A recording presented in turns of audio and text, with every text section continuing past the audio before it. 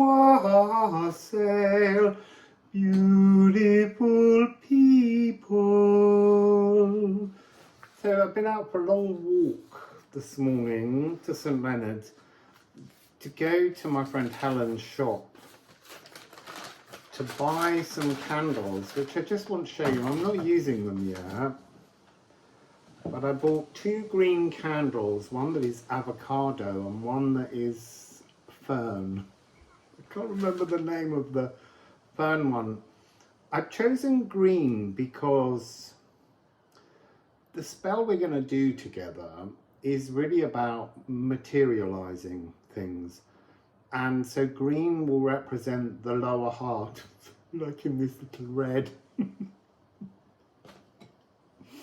V shape in amongst the green. And I'm wearing green.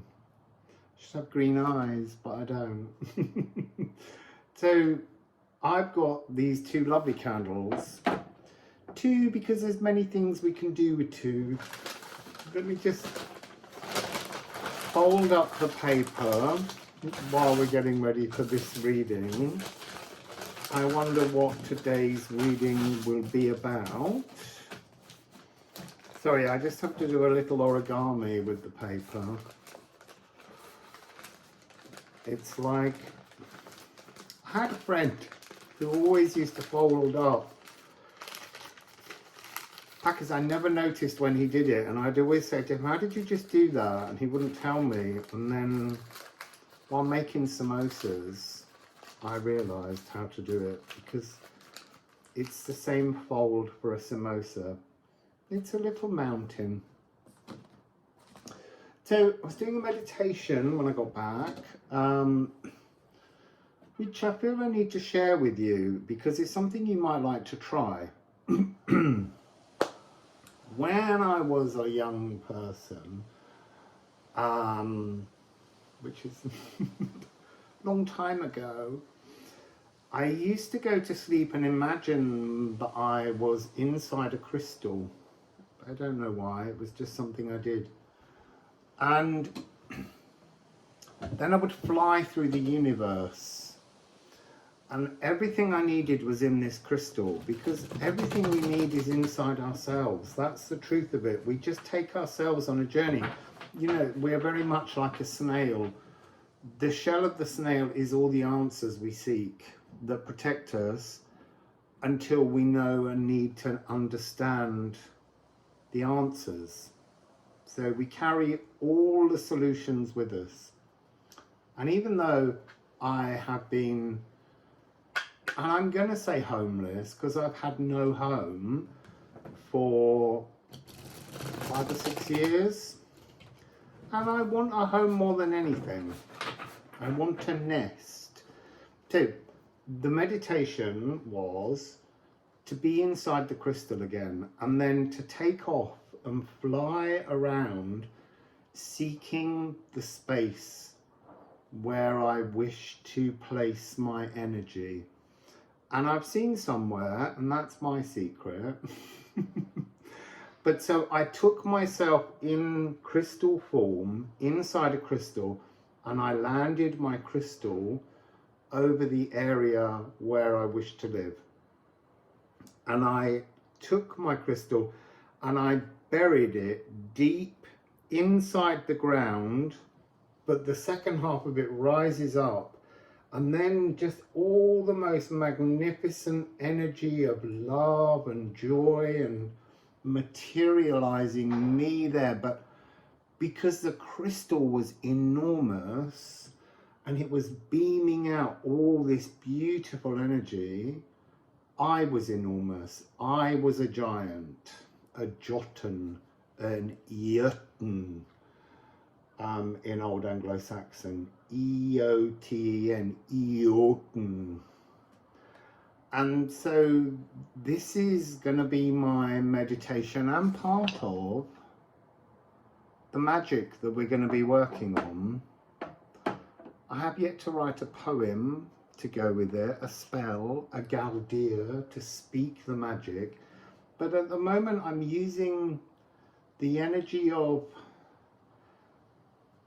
the giant, vast, divine frequency within me to be without of me in the space where I wish to nest.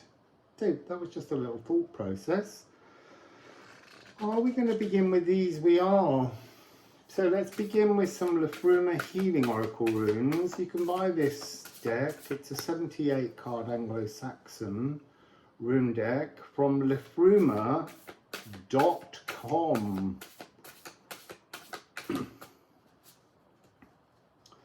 So let's see what we have. There's such a, I feel so charmed by myself, by my meditation, by my desire to place my energy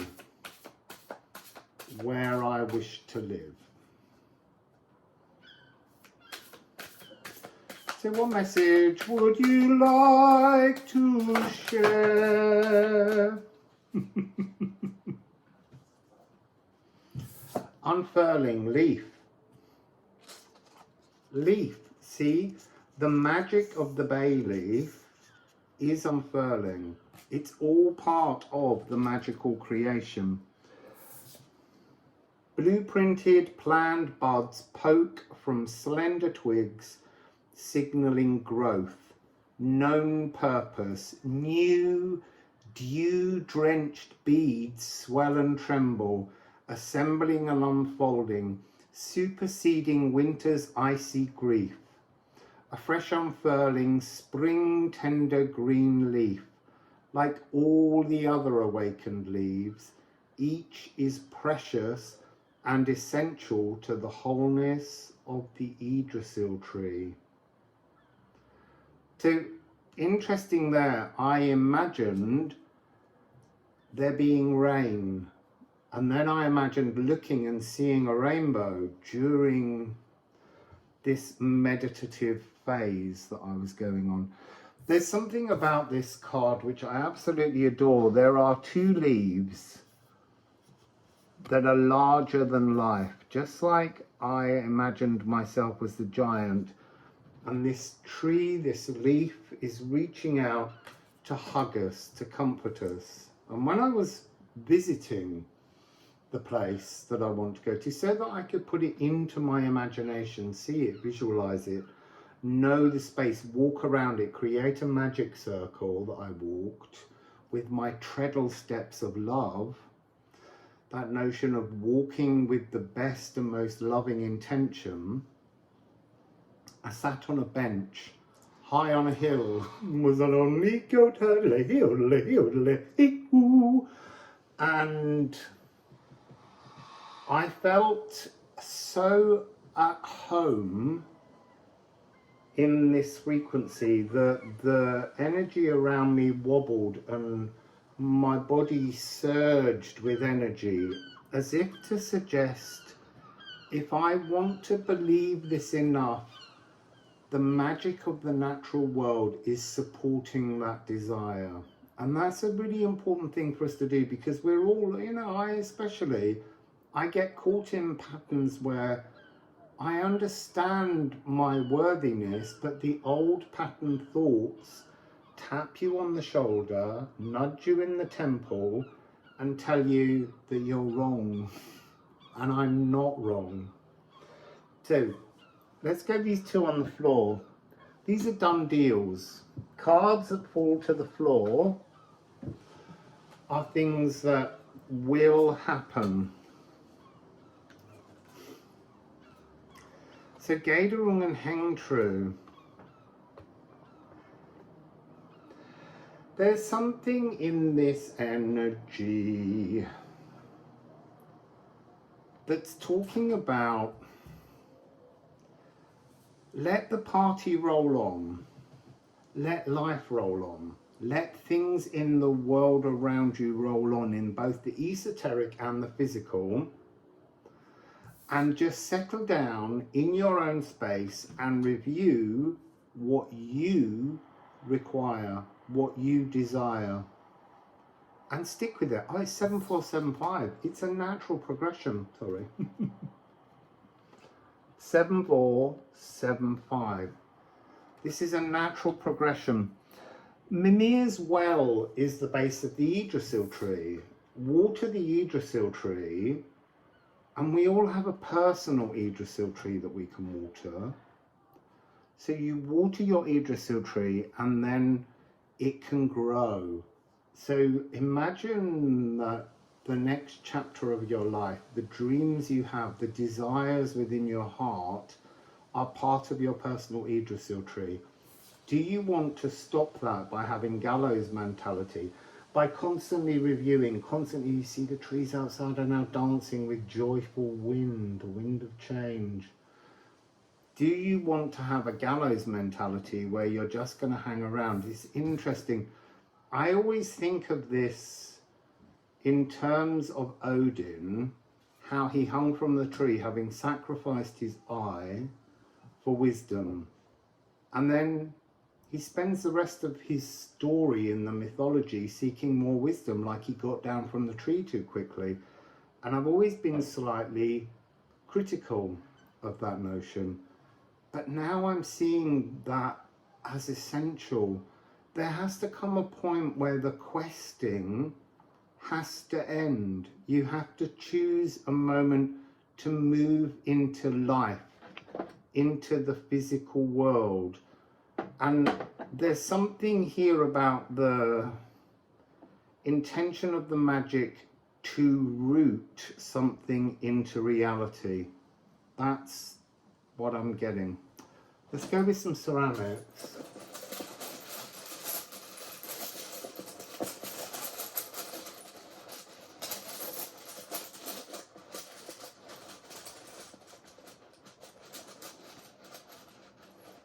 Oh, there's like I feel like there's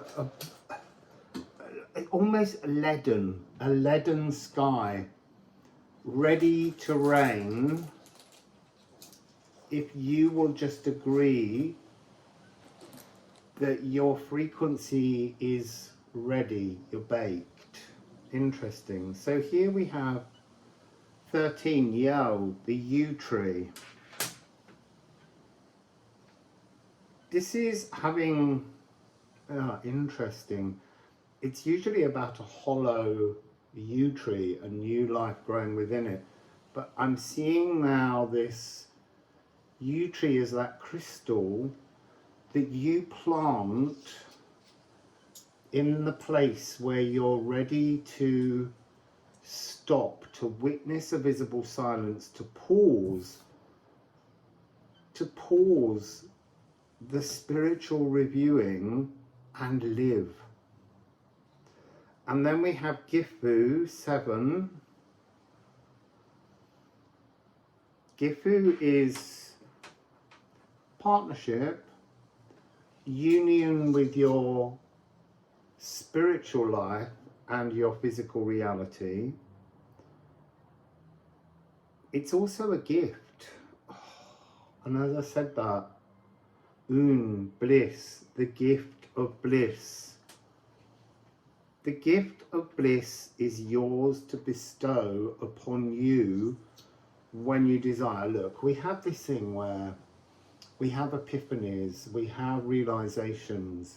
Sorry, but the trees are really, they're really calling my attention as they dance.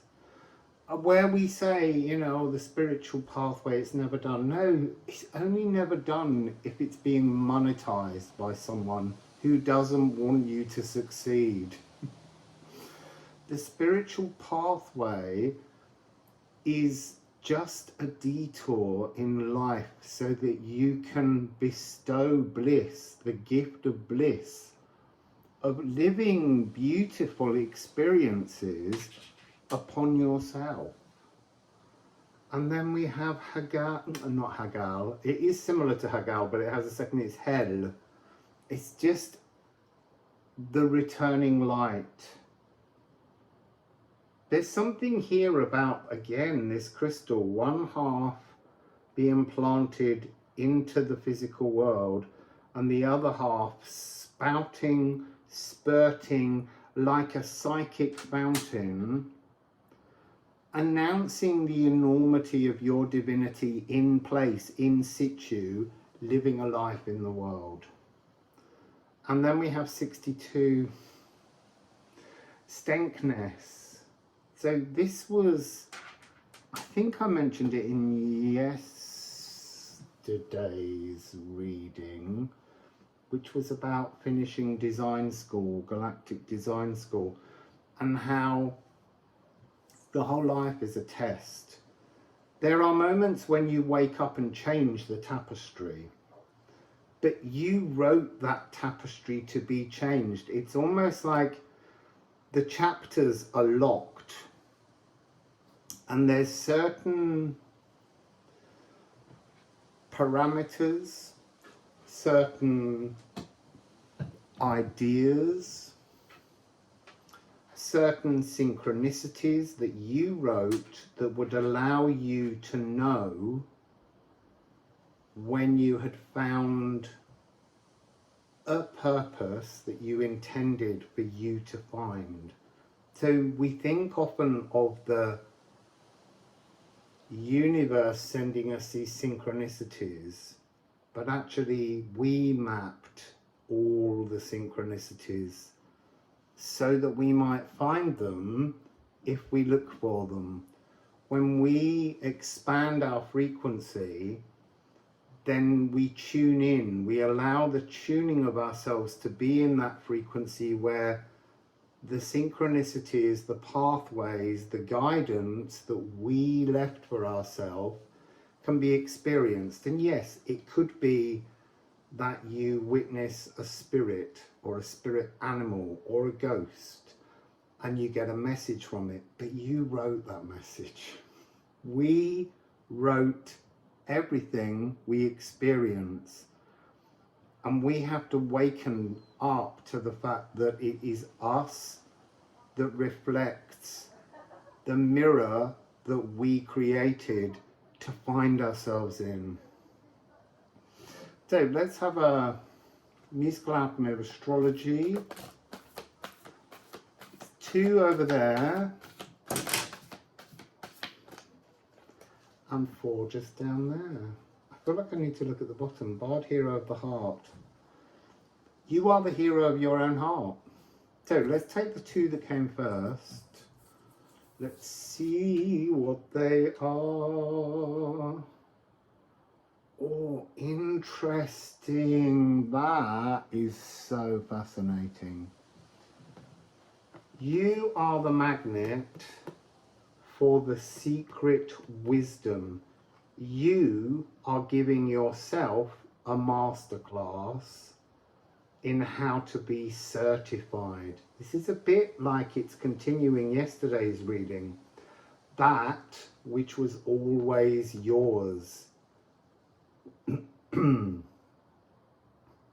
Adhering to the astronomical law, L-O-R-E, of consequences. Understanding that when we have things that they seem like we're not in tune. They're moments we wrote for ourselves to not be in tune. This is about magnetizing, somehow setting down your crystal cape, your ophilogu. That's interesting. Never thought of it like that. Your crystal ophilogu, setting it down. You can pull it out of the ground and move it somewhere else later, but you need to make a decision and a statement of where you would like to magnetize your divinity for now. So we have what you make and leave behind, letting go of all you create to create again. Chapter 2, the locked book. It's the other grimoire. And drawing fresh magic towards you for growth. This is house 12, core magic. You've got to believe in magic if you want magic to materialize around you. You have to truly believe. The world around us taps on our shoulders, pokes us in the temple and tells us it's not possible. Science says it's not possible. Science is magic. Science as Magic is on one of the cards, but I really can't remember which one. I really thought it was this one.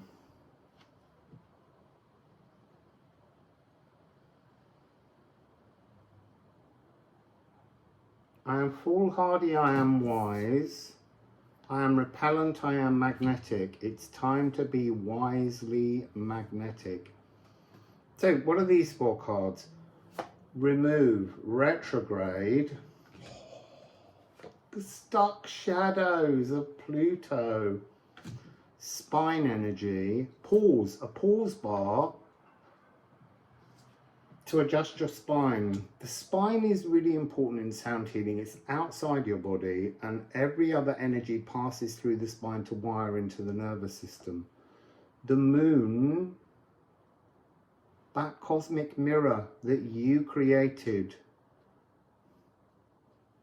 See, I'm seeing, that's interesting as well. I'm seeing me, you, a person standing in front of the mirror and looking at yourself and seeing a distortion, because you made a mirror full of distortion.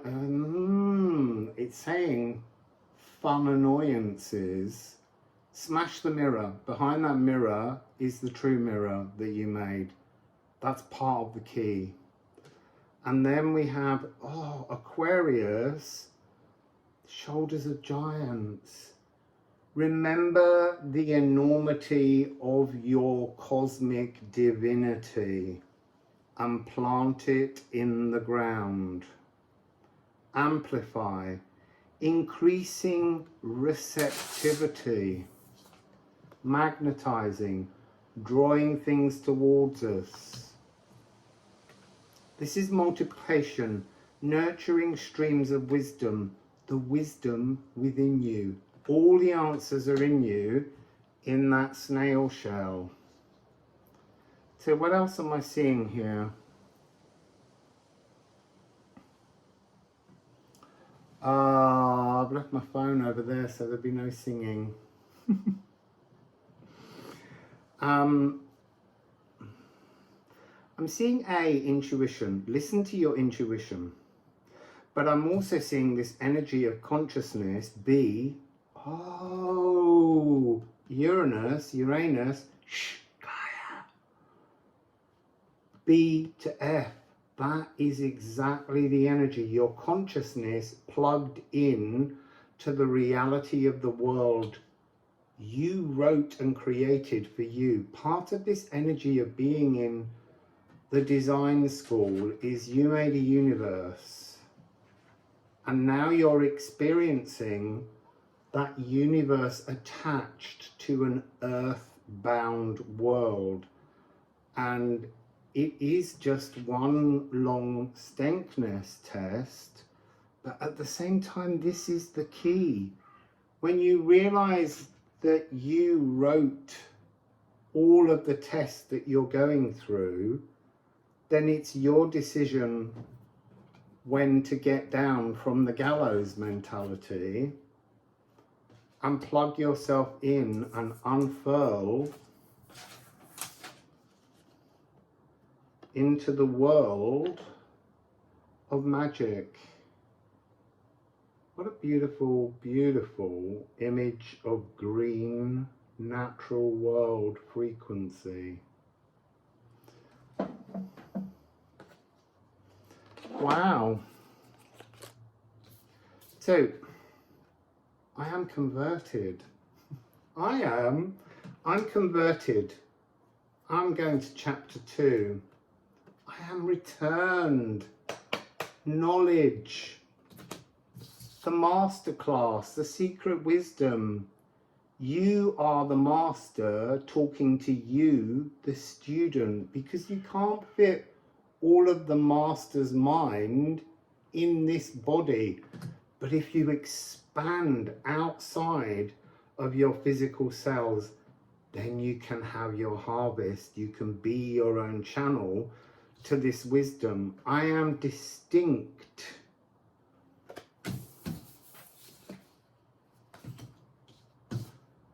and I am stable. I am a great, big, shiny, stable giant.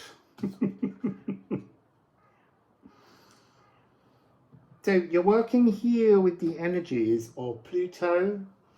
Pluto is just about now back in Capricorn, cardinal Earth. What a time to plug yourself into the underworld, to lock yourself in. So the crystal that you plug into the space around you, and it doesn't matter, you don't need to be seeking a new home, you can be in love with the home you live in, but plant your crystal now.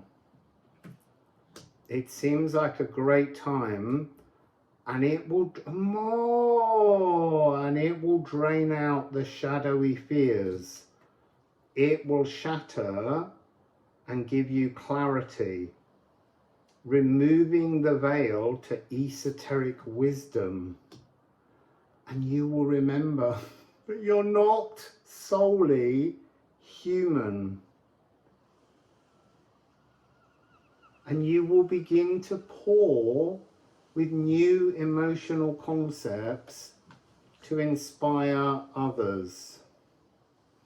Interesting. I feel like recently, since I returned, that's an energy that I feel I'm more in touch with. I am very much loving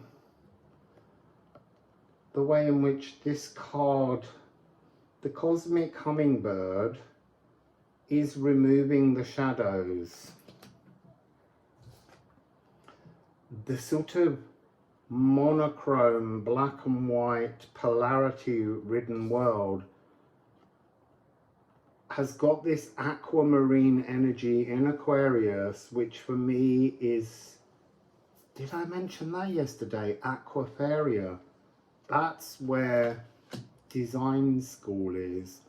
Aquafaria is a realm behind the veil, but it's like a huge library of schooling on the very threshold between the two realms. So if you think of the infinity symbol, Aquafaria is there, right on the center where the two lines cross. It's here in the esoteric, but it's the energy that wants to push the esoteric into being actioned in the physical. So that's what you're dealing with. I'm pouring fresh melodies, fresh emotions. That's what all these readings have been about recently, since we started with the rune through the veil. The secondary awakening is this, and it's now. And it involves sparkling like a crystal, spewing as a psychic fountain. So that is today's reading. Wassail, beautiful, beautiful, beautiful people.